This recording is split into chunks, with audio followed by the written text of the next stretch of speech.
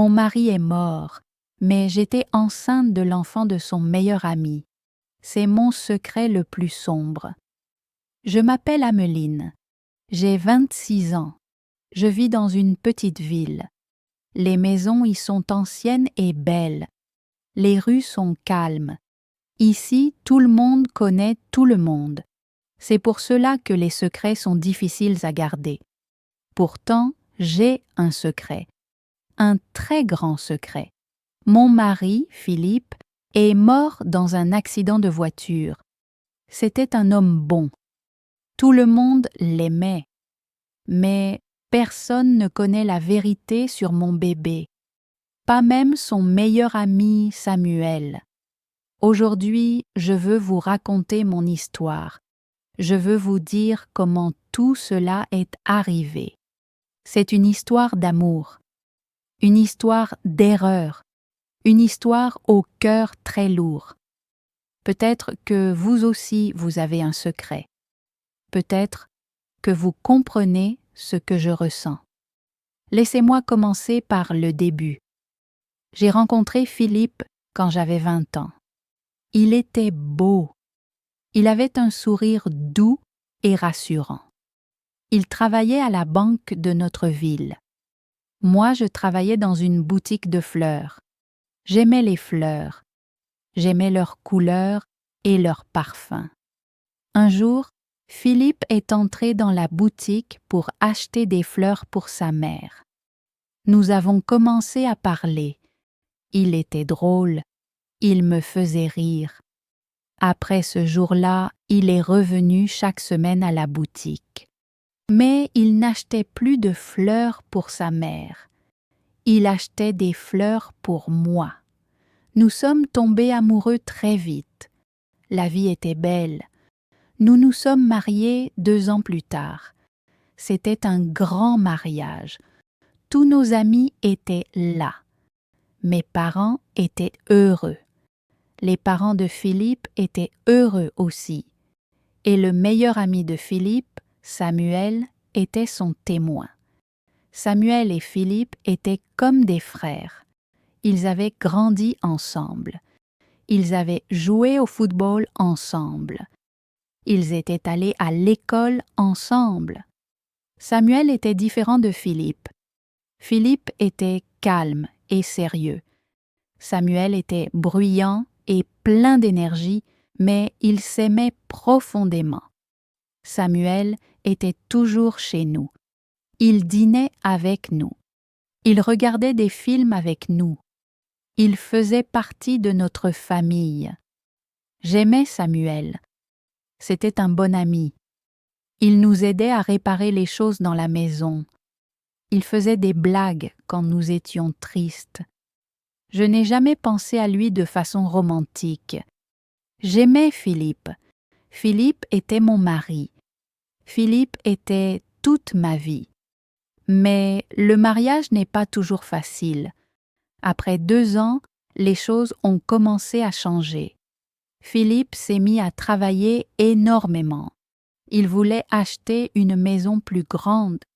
Il voulait gagner beaucoup d'argent pour notre avenir.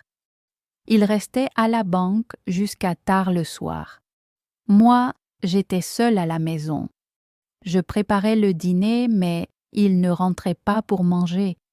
Je regardais la télévision seule. Je me couchais seule. Je me sentais terriblement seule. J'ai essayé de parler à Philippe.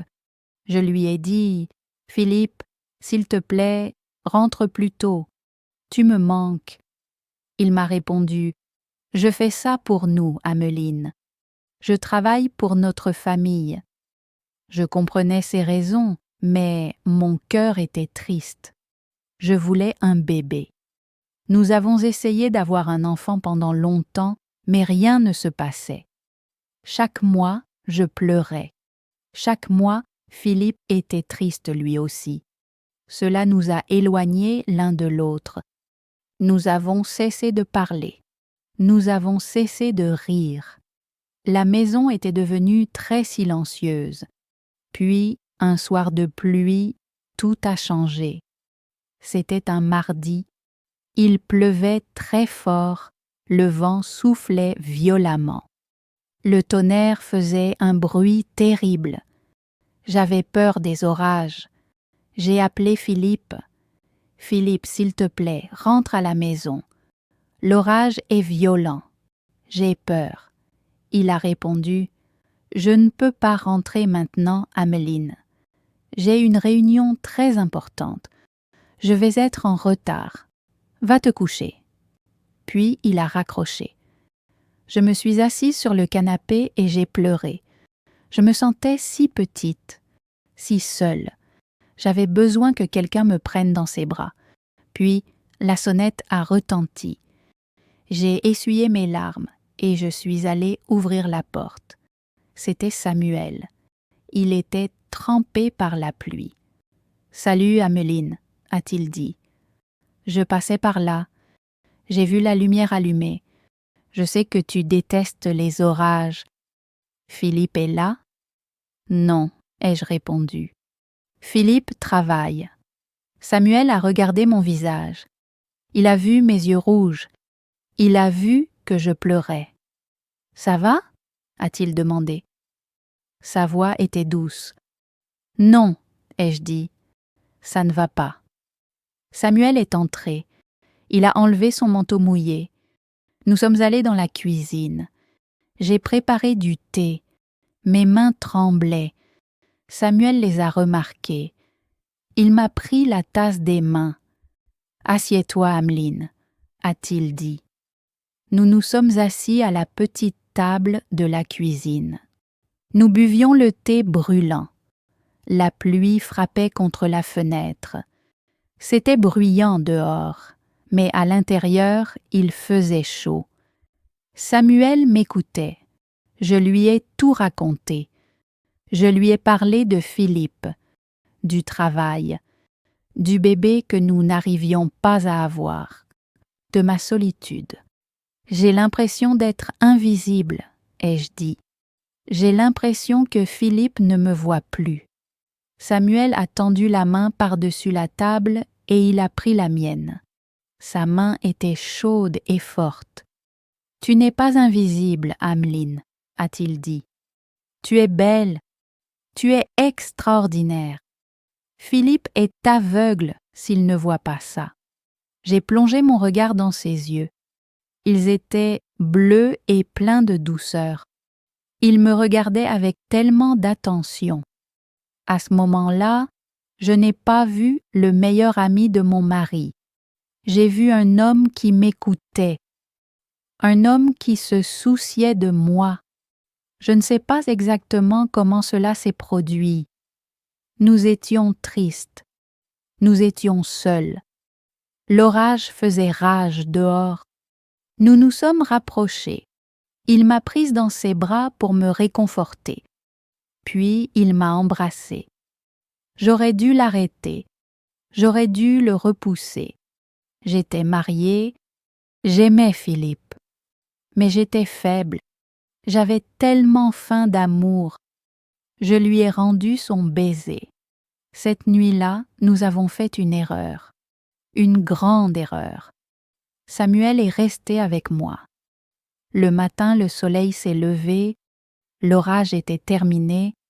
Je me suis réveillée et j'ai vu Samuel à côté de moi. La culpabilité m'a frappée comme une pierre lourde. Mon cœur s'est arrêté. Qu'avons-nous fait? Samuel s'est réveillé lui aussi. Il m'a regardé. Il avait l'air effrayé. « Oh non !» a-t-il murmuré. « Ameline, je suis tellement désolée. Je n'aurais jamais dû faire ça. »« Pars, s'il te plaît, » ai-je dit. Je pleurais encore. « Pars avant que Philippe ne rentre à la maison. » Samuel s'est habillé rapidement. Il s'est arrêté près de la porte. « Ameline, je suis désolée.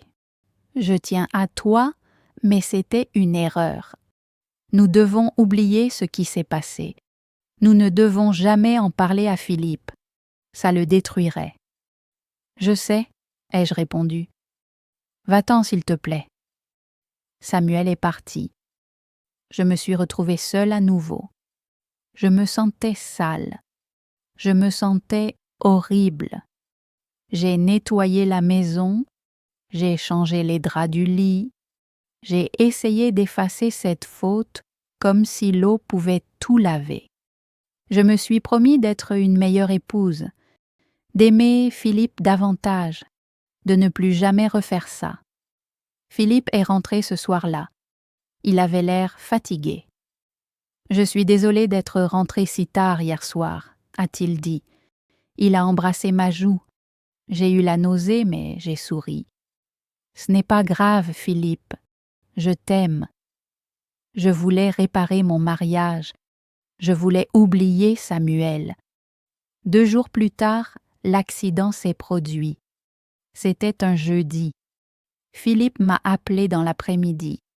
Sa voix était joyeuse. « Ameline, j'ai terminé le gros projet. Je rentre tôt ce soir. On sort dîner? On fête ça. J'ai envie de passer du temps avec toi. » J'étais si heureuse. « Oui, Philippe. »« Rentre vite à la maison, » ai-je murmuré. J'ai enfilé une jolie robe. Je me suis maquillée. Je l'ai attendu. 1 heure est passée, puis 2 heures. Il n'est pas venu. J'ai appelé son téléphone. Aucune réponse. J'ai rappelé. Toujours rien. L'inquiétude a commencé à monter. Je faisais les 100 pas dans le salon. Puis, j'ai vu des lumières bleues dehors. Une voiture de police. Mon cœur s'est arrêté de battre. Je le savais avant même qu'il ne parle. Je le savais. Le policier a frappé à la porte. Il a retiré sa casquette. « Madame Ameline ?» a-t-il demandé. « Oui » ai-je murmuré. « Je suis vraiment désolée » a-t-il dit. « Il y a eu un accident. Un camion a percuté la voiture de votre mari. Il est mort sur le coup. Le monde est devenu noir. Je me suis effondrée sur le sol. J'ai hurlé. Je ne peux pas décrire cette douleur. C'était comme si on m'arrachait le cœur de la poitrine. Philippe était parti. Mon mari était parti. L'homme que j'aimais était mort. Les jours suivants sont flous dans ma mémoire. Je me souviens de la maison remplie de monde. Ma mère était là. La mère de Philippe était là. Tout le monde pleurait. On apportait à manger. On me prenait dans les bras. Mais moi, je ne ressentais rien. J'étais vide. Samuel était là aussi. Il avait l'air détruit. Ses yeux étaient rouges. Il avait perdu son meilleur ami. Il me regardait avec tristesse et culpabilité. Nous n'avons pas parlé de cette nuit ensemble. Nous ne parlions que de Philippe. C'était le meilleur homme que je connaissais, a dit Samuel à l'enterrement. Il pleurait en parlant. Il était comme un frère pour moi. Je me tenais près de la tombe. Il pleuvait encore. J'ai regardé le cercueil. J'ai dit adieu à Philippe. Je lui ai demandé pardon. Pardon pour tout. 2 semaines après l'enterrement, je me suis sentie mal. Le matin, je me suis levée et j'ai couru à la salle de bain. J'ai vomi. J'ai pensé que c'était le chagrin. J'ai pensé que c'était parce que je ne mangeais pas. Mais cela s'est reproduit le lendemain, puis encore le jour d'après. Alors j'ai regardé le calendrier. Mes règles étaient en retard. Mes mains ont commencé à trembler. Non, ce n'était pas possible. Je suis allée à la pharmacie. J'ai acheté un test de grossesse. J'ai mis des lunettes de soleil pour que personne ne me reconnaisse. Je suis rentrée chez moi et j'ai fait le test. J'ai attendu 3 minutes. Ces 3 minutes ont ressemblé à 3 années. J'ai regardé le bâtonnet, 2 lignes. Positif. J'étais enceinte. Je me suis assise par terre sur le carrelage de la salle de bain. J'ai ri et j'ai pleuré en même temps. Un bébé. J'avais toujours voulu un bébé. Philippe avait toujours voulu un bébé aussi. Mais j'ai de nouveau regardé le calendrier, j'ai compté les jours. Philippe travaillait tard depuis des semaines. Nous n'avions pas été intimes depuis 1 mois avant sa mort. Nous étions éloignés l'un de l'autre. J'ai recompté les jours. La date de conception était il y a 2 semaines. C'était ce mardi-là, la nuit de l'orage. J'ai arrêté de respirer. Ce bébé n'était pas celui de Philippe. Ce bébé était celui de Samuel. J'ai posé ma main sur mon ventre. Je portais l'enfant du meilleur ami de mon mari et mon mari était mort. Que pouvais-je faire? Je ne pouvais le dire à personne. Si les gens apprenaient que le bébé était celui de Samuel, ils me détesteraient. Les parents de Philippe me détesteraient. Ils sauraient que j'avais trompé leur fils. Ils sauraient que je l'avais trompé 2 jours avant sa mort. Cela détruirait sa mémoire. Cela détruirait tout. Je ne pouvais pas le dire à Samuel non plus. S'il le savait, il se sentirait coupable toute sa vie. Il avait trahi son meilleur ami. Et maintenant, il avait un enfant avec la femme de son meilleur ami. J'ai pris une décision. Je devais mentir. J'ai essuyé mon visage, je me suis levée, je me suis regardée dans le miroir. C'est le bébé de Philippe, me suis-je dit. C'est un miracle. J'ai d'abord parlé à ma mère. Maman, j'ai une nouvelle, ai-je dit. Je suis enceinte. Ma mère s'est mise à pleurer, mais elle souriait. Oh, Ameline, une part de Philippe est encore ici. C'est un miracle. Elle m'a serrée dans ses bras. Philippe t'a laissé un cadeau avant de partir au ciel. J'ai senti une douleur aiguë dans ma poitrine, mais j'ai souri. Oui, maman, un cadeau. Ensuite, je l'ai annoncé aux parents de Philippe. Ils étaient encore profondément tristes. Mais quand je leur ai dit, leurs visages ont changé. Ils ont souri pour la première fois depuis l'accident. Un petit enfant, a murmuré la mère de Philippe. Elle m'a pris la main. Merci, Ameline, merci. Ils étaient si heureux. Ils pensaient que leur fils continuait de vivre à travers ce bébé. Comment aurais-je pu leur dire la vérité? Je ne le pouvais pas. Puis Samuel est venu me voir. Il voulait prendre de mes nouvelles. Il avait apporté des courses. « Salut, Ameline », a-t-il dit. Il avait l'air triste et épuisé. « Comment tu tiens le coup ?»« J'ai une nouvelle, Samuel, » ai-je dit. Ma voix était calme. Je devais être forte. Je suis enceinte.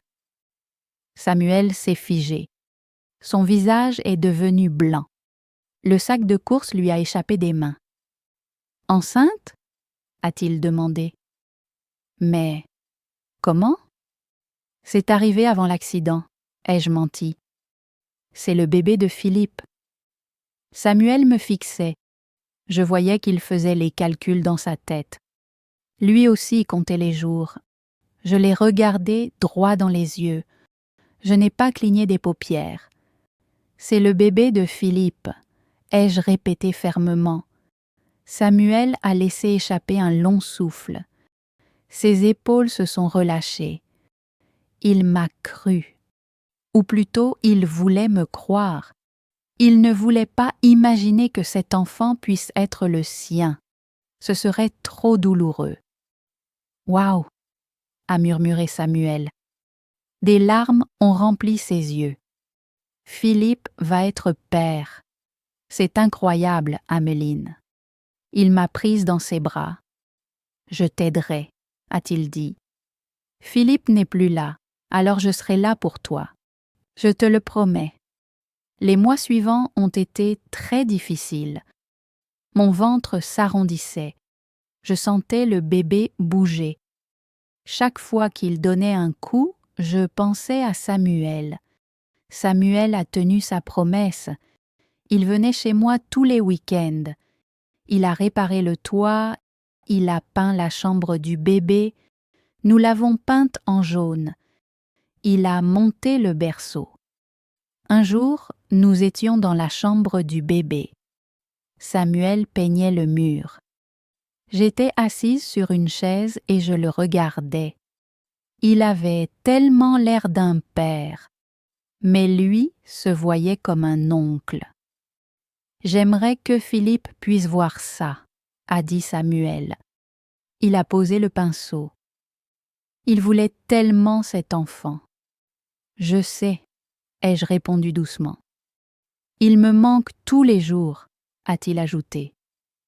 « Je me sens coupable, Ameline. » Mon cœur s'est mis à battre très vite. « Pourquoi ?» ai-je demandé. « Parce que je suis là et lui ne l'est pas », a dit Samuel. « Je suis en vie. Je t'aide avec son bébé. Ça me paraît injuste. » Il ne connaissait pas la vraie culpabilité. Il ne connaissait pas le véritable secret. J'avais envie de crier. J'avais envie de dire « C'est ton bébé, Samuel ».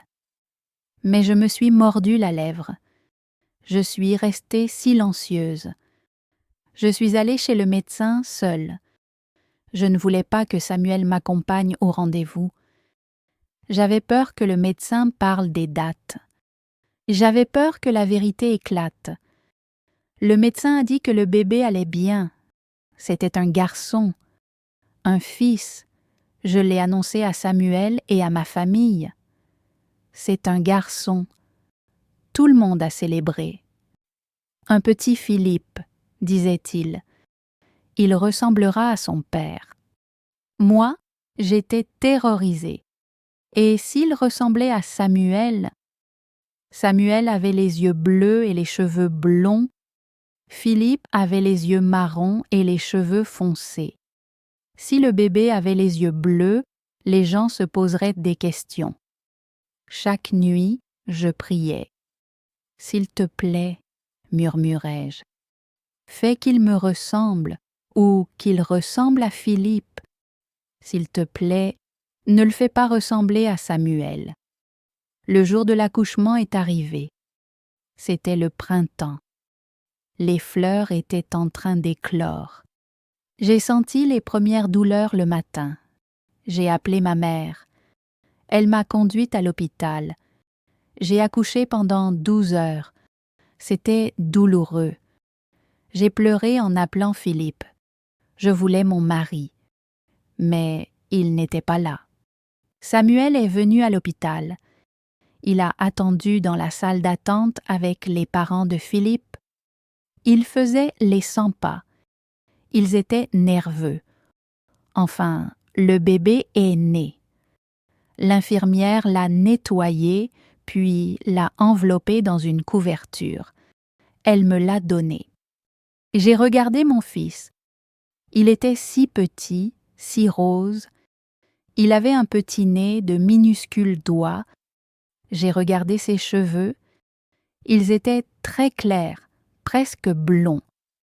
Mon cœur s'est serré. Puis j'ai regardé ses yeux. Ils étaient bleu foncé. La plupart des bébés ont les yeux bleus au début, mais ceux-là, ils ressemblaient aux yeux de Samuel. Je l'ai serré contre moi. Je l'ai aimé immédiatement. C'était mon fils. Peu importait qui était son père. Il était à moi. Ma mère est entrée. Puis les parents de Philippe, puis Samuel. Ils se sont rassemblés autour du lit. « Oh, regarde-le » a dit la mère de Philippe en pleurant.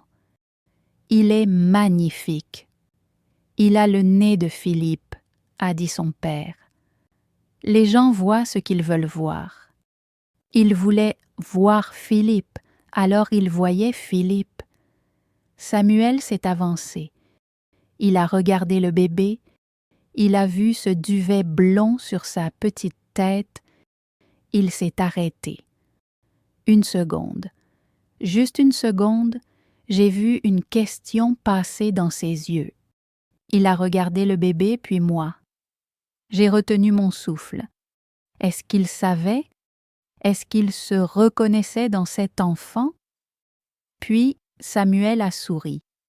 Un sourire triste mais doux. Il a tendu la main et a touché la petite main du bébé.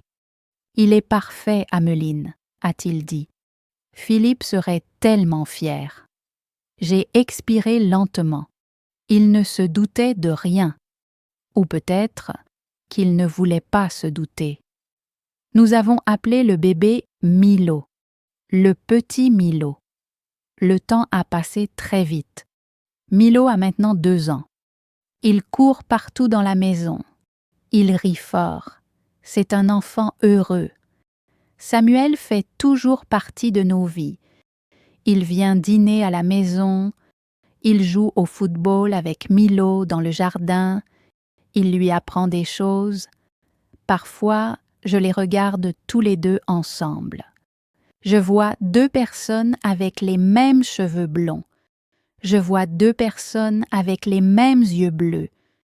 Je vois 2 personnes avec le même sourire. Plus Milo grandit, plus il ressemble à Samuel. Certaines personnes en ville commencent à le remarquer.